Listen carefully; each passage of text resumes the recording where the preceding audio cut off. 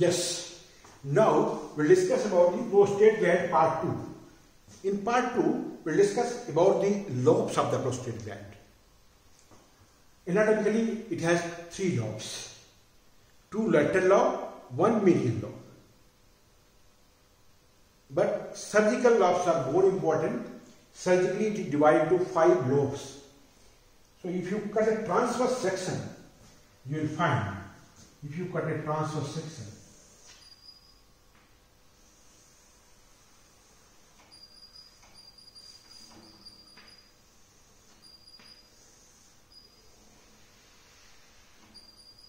this is transverse section.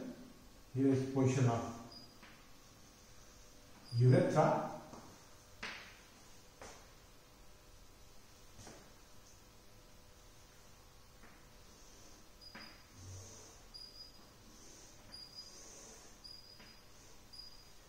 It is divided into 5 lobes. This is anterior lobe, which lies anteriorly in this diagram. You can see this is anterior lobe. This is anterior lobe, anterior to urethra.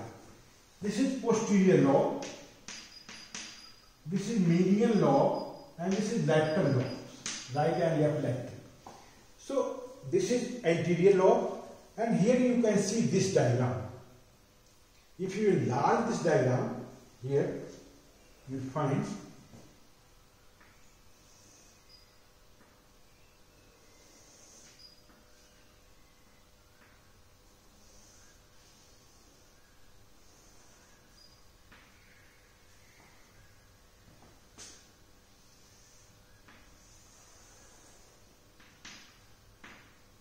this is anterior lobe, and here is position of ejaculatory duct. This is position of the ejaculatory duct. Here you can see this ejaculatory duct. This ejaculatory duct opens here on either side of the prostatic utricle. This is opening of the prostatic utricle. So this ejaculatory duct opens on either side of this. Here is 2 openings of the ejaculatory duct. If you enlarge this diagram, you can see this is position of baromentanum, and here is position of opening of the prostatic utricle here, and here is opening of the ejaculatory duct. So 2 ejaculatory ducts open here. In relation to this. So above to this is anterior lobe, lies anteriorly to urethra. This is prostatic urethra. This is posterior lobe, which lies posterior side, and in posterior part, the part which is above this ejaculatory duct. This is ejaculatory duct. This is median lobe. This is median lobe, which lies above the ejaculatory duct. And this median lobe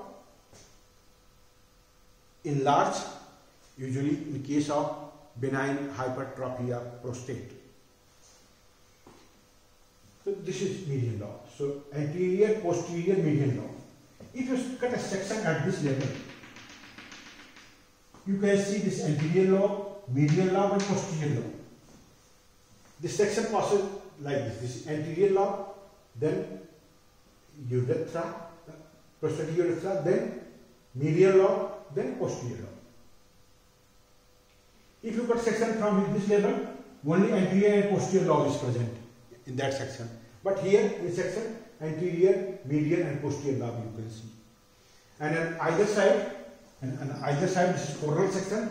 2 lateral lobes are present. So 2 lateral.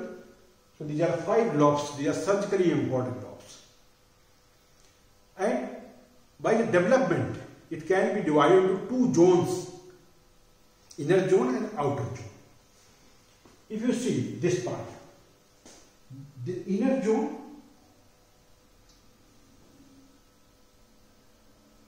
you can see in another diagram, here is position of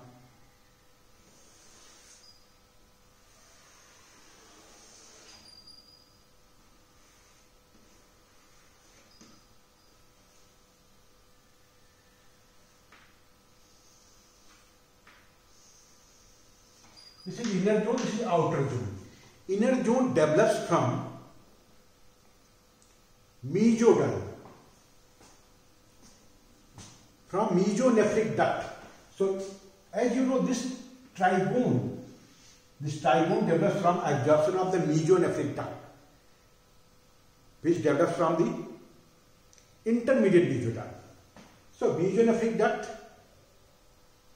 absorbs from here to here, from here, this part, from this part to this part.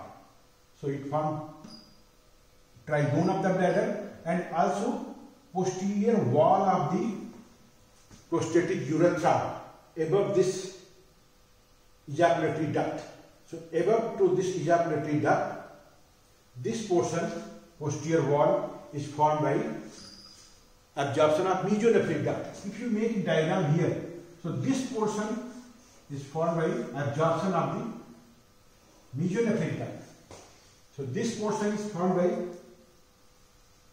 here you can see under the, this portion is formed by absorption of the mesonephric duct, and this duct here, this part, this proliferates and forms the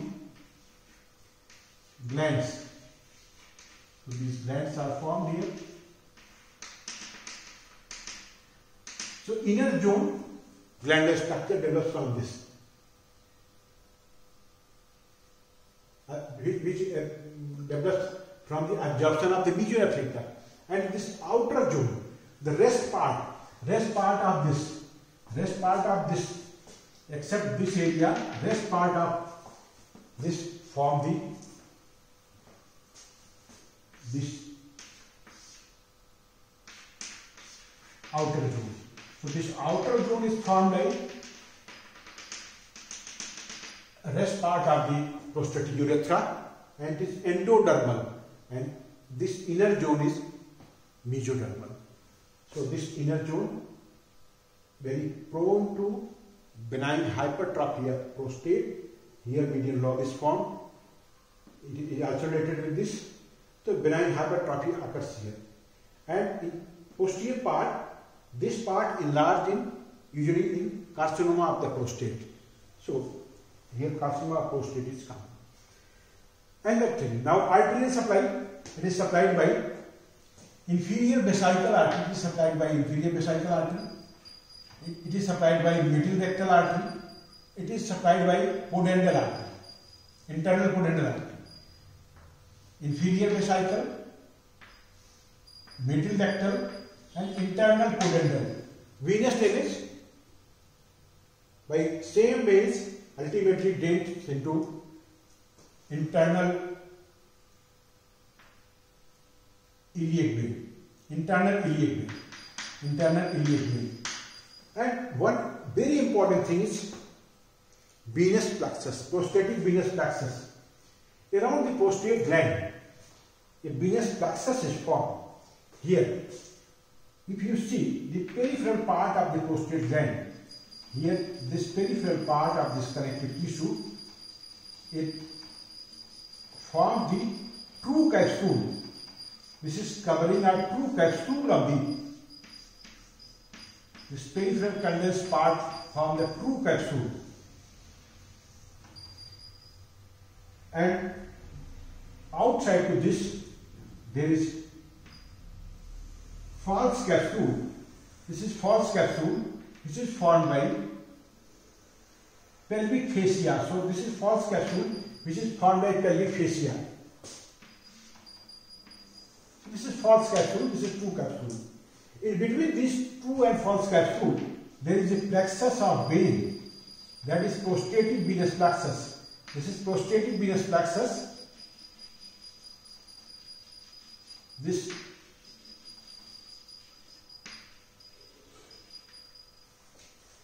prostatic venous plexus is surgically very important in case of removal of the prostate or prostatectomy. The whole part, the gland, is enucleated and left behind this false capsule, true capsule and this venous plexus.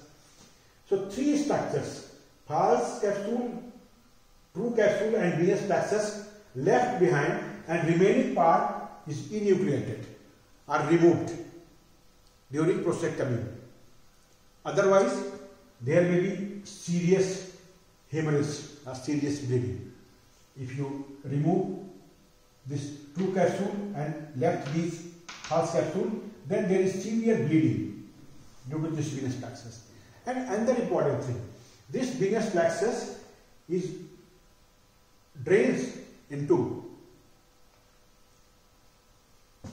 Batson venous plexus, that is internal vertebral venous plexus.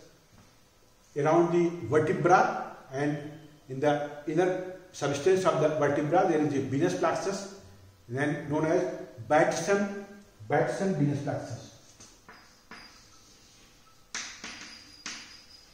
Batson's venous plexus. So in this venous plexus communicate with this venous plexus through the posterior prostatic ligament. Posterior prostatic ligament.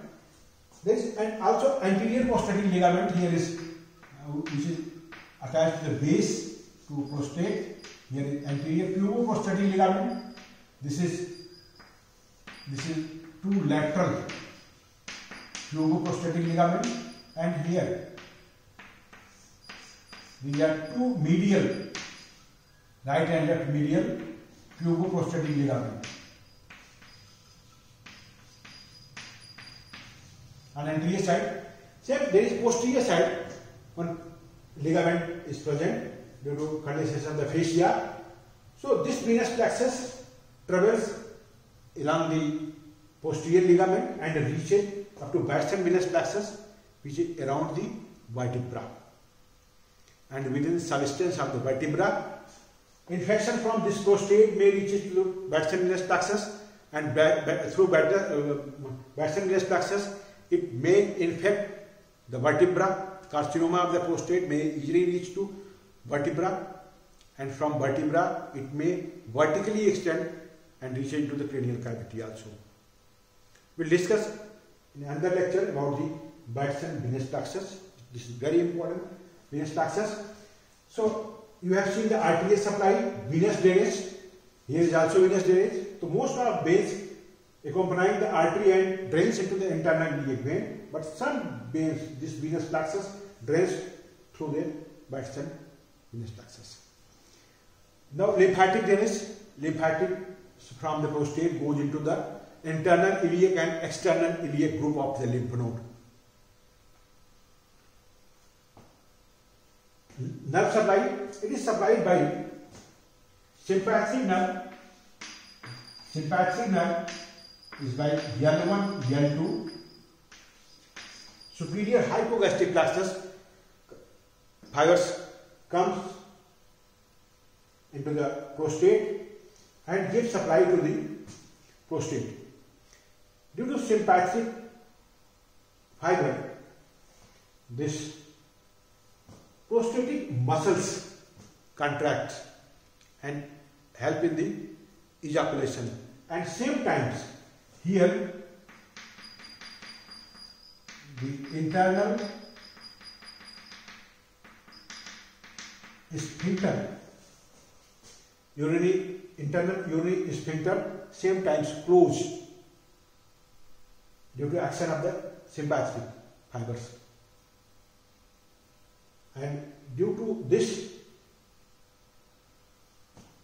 the regurgitation of the seminal fluid during ejaculation not occurs. So this is important for the prevention of the regurgitation of the seminal fluid into urinary bladder. In case of benign hypertrophy, this is examined by per rectal examination. Carcinoma prostate is more common in the posterior lobe, benign hypertrophy is common in the median lobe. So this is all about the prostate. Thank you.